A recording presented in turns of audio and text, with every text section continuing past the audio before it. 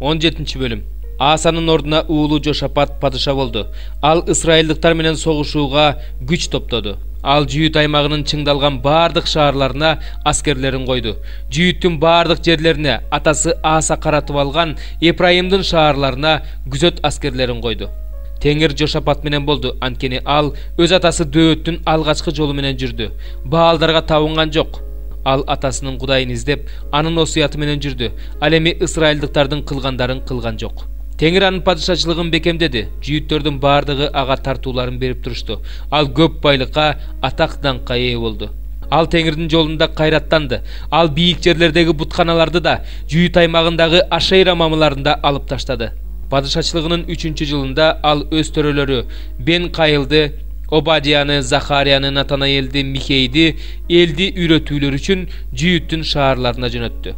Аларга кошуп Шемая, Нетания, Зебадия, Асаел, Шемрамот, Джонатан, Адония, Тобия, Топ Адония деген лебилерди жана Элишама, Жорам деген ыйык кызмат кылуучуларды жөнөттү. Алар Теңирдин мыйзам китебин өздөрү менен кошо алып жүрүп, Жүйүт аймагынын бардык шаарларын кыдырып, элди окутуп жатышты. Ошондо Жүйүт аймагынын тегерегиндеги жерлердин бардык падышачылыктарына Теңирден коркунуч туулду.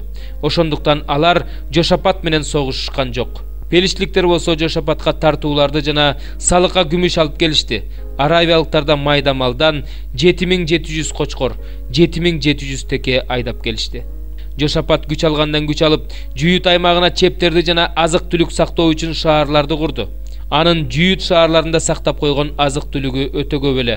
Ал эми Иерусалимде эр жүрөк аскер адамдары турду. Алардын өз уруулары боюнча тизмеси: Жүйүттүн миңбашлары, аскер башчы Адна, анын 300 000 эң мыкты жоокери болгон. Андан кийин аскер башчы Жоханан, анын 280 000 жоокери болгон. Андан кийин Теңирге берилген Зихринин уулу Аматсия, анын эң мыкты 200 000 жоокери болгон. Бенжаминден мыкты жоокер Элиада, анын калкан жаа менен куралданган 200 000 жоокери болгон. Андан кийин Жеозабат турат, анын курал жарактуу 180 000 жоокери болгон. Жүйүт аймагынын бардык чыңдалган шаарларында падыша калтырган аскерлерден тышкары падышага кызмат кылган жоокерлер ушулар. 6-бөлүм. Анан мен козунун 7 мөөрдүн биринчисин ачканын көрдүм. Андан кийин 4 тирүү жандыктын биринин күндүн күркүрөгөндөй болгон үн менен келип кара дегенин уктум. Мен барып карап, ак ат чыкканын көрдүм. Аны минип тургандын жаасы бар экен. Ага таажы берилди. Ал жеңүүчү катары жеңүү үчүн чыкты. Ал экинчи мөөрдү ачканда, экинчи тирүү жандыктын келип кара дегенин уктум. Ошондо жерде ат чыкты. Адамдар бири-бирин өлтүрүшү үчүн ал атты минип турганга жер үстүнөн тынчтыкты алып салуу укугу берилди. Анан ага чоң кылыч берилди. Ал үчүнчү мөөрдү ачканда, мен үчүнчү тирүү жандыктын келип кара дегенин уктум. Карасам кара ат чыкты. Аны минип тургандын колунда тараза бар экен. Ошондо мен 4 тирүү жандыктын ортосунан мындай деп сүйлөгөн үндү уктум: 1 ченем буудай 1 динарий, 3 ченем арпа 1 динарий болсун. Ал эми май менен шарапка кол тийгизбе. Ал 4-чү мөөрдү ачканда, 4-чү тирүү жандыктын келип кара дегенин уктум. Карасам боз ат чыкты. Аны минип тургандын ысымы өлүм экен. Анын артынан өлгөндөр жаткан жай ээрчип алыптыр. Ага жердин 4-чү бөлүгүн кылыч жана ачкачылык менен, жугуштуу оору жана жырткычтар менен өлтүрүүгө бийлик берилди. Ал 5-чи мөөрдү ачканда, мен курмандык чалынуучу жайдын алдынан Кудайдын сөзү үчүн жана өздөрүнүн күбөлөндүрүүсү үчүн өлтүрүлгөн адамдардын жандарын көрдүм. Алар үндөрүн бийик чыгарып, мындай деп кыйкырып жатышты: Ыйык жана чыныгы эгедер, качанкыга чейин сот жүргүзбөйсүң, качанкыга чейин биздин каныбыз үчүн жер үстүндө жашагандардан өч албайсың. Ошондо алардын ар бирине ак кийим берилди. Жана аларга кызматташтарыңар менен бир туугандарыңар да силердей болуп өлтүрүлүп, белгиленген санды толуктаганга чейин дагы бир аз убакыт тынчтана тургула деп айтылды. Ал 6-чы мөөрдү ачканда, карасам катуу жер титирөө болду. Күн зумбал сыяктуу карарды, ай кан сыяктуу кызарды. Катуу шамалдан анжыр дарагынын бышалек мөмөлөрү күбүлүп түшкөн сыяктуу асмандагы жылдыздар жерге түштү. Асманда түрүлгөн кагаз сыяктуу түрүлүп жок болду. Бардык тоолор, бардык аралдар ордунан жылды. Жер үстүндөгү падышалар да, башчылар да, байлар да, миңбашылар да, күчтүүлөр да, кулдар да, эркин адамдар да үңкүрлөргө жана капчыгайларга жашынып, тоолорго жана аскаларга үстүбүзгө кулап, бизди тактыда отургандын жүзүнөн жана козунун каарынан жашыра көргүлө. Анткени анын каары төгүлө турган улуу күн келди. Ага ким туруштук бере алат дешти. Экинчи бөлүм. Анан мен башымды дагы көтөрүп, колунда жерченегич арканы бар бир адамды көрдүм. Мен андан кайда бара жатасың деп сурадым. Ал мага Иерусалимди ченеш үчүн, анын туурасы менен узуну канча экенин билиш үчүн бара жатам деп жооп берди. Анан мени менен сүйлөшкөн периште кетти. Кетип бара жатканда анын алдынан дагы бир периште тосуп чыгып, мындай деди. Тезинен барып, бул жаш уланга мындай де. Ичинде адам менен мал көп болгондуктан Иерусалим чепсиз жашайт. Мен ага дейт Теңир, аны курчаган оттуу чеп болом, анын ичинде даңкталам. Эй, түндүк өлкөсүнөн качкыла дейт Теңир. Анткени мен силерди туш тарапка чачып жибердим дейт Теңир. Бабылдын кыздарыныкында жашап жаткан Сион, качып кутул. Анткени Себайот Теңир мындай дейт. Силер урматталышыңар үчүн ал мени силерди талаптоногон элдерге каршы жиберди. Анткени силерге ким тийсе, ал анын көзүнүн карегине тийген болот. Мен колумду аларга каршы көтөрөм. Алар өз кулдарынын олжоосу болушат. Ошондо мени Себайот Теңир жибергенин билесиңер. Кубан, шаттан Сион кызы, анткени мен келип сенин ичиңде жашайм дейт Теңир. Ошол күнү көп элдер Теңирге келип менин элим болушат. Мен сенин ичиңде жашайм. Ошондо мени сага Себайот Теңир жибергенин билесиң. Ошондо Теңир жүйүттү, ыйык жердеги өзүнүн энчисин өзүнө энчи кылып алат. Иерусалимди кайрадан тандап алат. Теңирдин жүзүнүн алдында эч бир адам унчукпасын, анткени ал өзүнүн ыйык турагынан туруп келе жатат. 5-чи бөлүм. Ошол күндөрдөн кийин жүйүттөрдүн бир майрамы болуп, Иса Иерусалимге келди. Иерусалимдин Кой дарбазасы деп аталган дарбазасынын жанында арамейче Бетезда деп аталган көлмө бар эле. Аны 5 бастырма курчап турчу. Ал жерде көптөгөн оорлуулар, сокурлар, аксактар, шал болуп калгандар суунун чайпалышын күтүп жатышчу.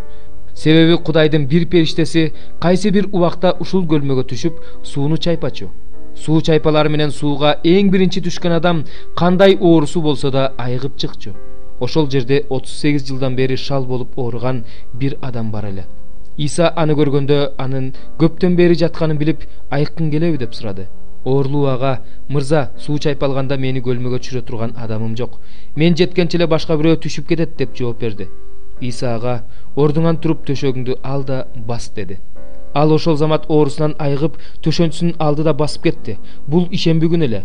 Ошондуктан жүйүттөр айыгып калган адамга бүгүн ишемби күн, төшөгүңдү көтөрүп жүргөнгө болбойт дешти. Ал болсо аларга мен айыктырган адам төшөгүңдү ал да бас деди деп жооп берди. Сага төшөгүңдү ал да бас деп айткан адам ким деп сураштылар.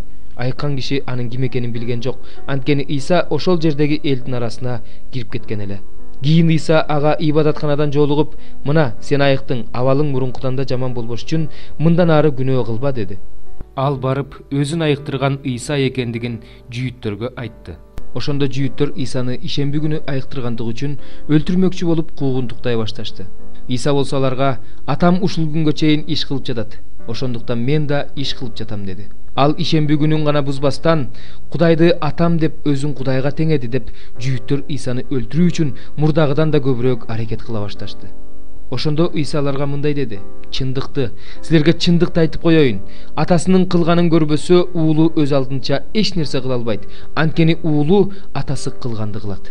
Анткени атасы уулун жакшы көргөндүктөн өзү кылгандарынын баарын ага көрсөтөт. Ал тургай силер таң кала турган мындан чоң иштерди көрсөтөт. Анткени атасы өлгөндөрдү тирилтип, аларга өмүр бергендей эле, уулу да каалаган адамына өмүр берет. Анткени атасы эч кимди соттобойт, ал соттун бүт бийлигин уулуна берген.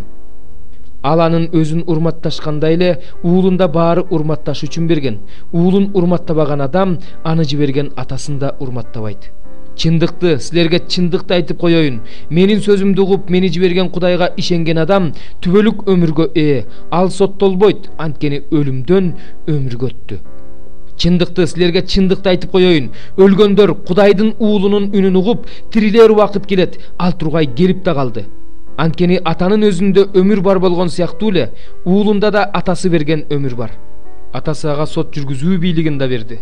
Анткени ал адам уулу. Буга таң калбагыла. Анткени мүрзөдө жаткандардын баары Кудай уулунун үнүн уга турган убак келет. Ошондо өлгөндөр мүрзөдөн чыгышат, жакшылык кылгандар өмүргө ээ болуу үчүн, жамандык кылгандар соттолуу үчүн тирилишет. Мен өз алдымча эч нерсе кыла албайм. Атам мага кандай айтса, ошондой соттойм. Менин сотум адилет, анткени мен өз каалоомду эмес, мени жиберген атамдын каалоосун аткарам. Эгерде мен өзүм жөнүндө өзүм күбөлөндүрүп жатсам, анда менин күбөлөндүрүүм чындык эмес. Мен жөнүндө күбөлөндүргөн башка бирөө бар. Мен анын күбөлөндүрүүсүнүн чындык экенин билем. Жаканга киши жибердиңер эле, ал чындык жөнүндө күбөлөндүрдү. Дегинкиси мен адамдын күбөлөндүрүүсүн кабыл албайм, бирок муну силердин куткарылып калышыңар үчүн айтып жатам. Жакан жарык чачып, жанып турган чырак эле. Силер болсо анын жарыгы менен бир аз убакыт кубангыңар келди. Бирок менде жакандын күбөлөндүрүүсүнөн чоң күбөлөндүрүү бар. Себеби атамдын мага тапшырган иштери, менин кылып жаткан бул иштерим мени атам жибергендигин күбөлөндүрөт. Мени жиберген атам өзү да мен жөнүндө күбөлөндүрдү. Силер эч качан анын үнүн уккан эмессиңер, жүзүн да көргөн эмессиңер. Анын сөзү силердин жүрөгүңөрдөн орун алган эмес, анткени ал жиберген мага ишенбей жатасыңар. Силер ыйык жазууну изилдеп жатасыңар, анткени ал аркылуу түбөлүк өмүргө ээ болобуз деп ойлойсуңар. Ыйык жазуу болсо мен жөнүндө күбөлөндүрөт. Бирок силер өмүргө ээ болуу үчүн мага келүүнү каалабайсыңар. Адамдардан даңк кабыл албайм. Бирок мен силерди билем. Жүрөгүңөрдө Кудайга болгон сүйүү жок. Мен атамдын атынан келдим, бирок мени кабыл албай жатасыңар. Эгерде башка бирөө өз атынан келсе, аны кабыл аласыңар. Жалгыз Кудайдын даңктоосун күтпөстөн, бири-бириңерден даңктоо кабыл алып жатсаңар, кантип ишене аласыңар? Мени атасынын алдында айыптайт деп ойлобогула. Айыптоочуңар бар, ал өзүңөр үмүттөнүп жүргөн Муса. Эгерде Мусага ишенсеңер, мага да ишенмексиңер. Анткени ал мен жөнүндө жазып кеткен. Эгерде анын жазгандарына ишенбей жатсаңар, менин сөздөрүмө кантип ишенесиңер?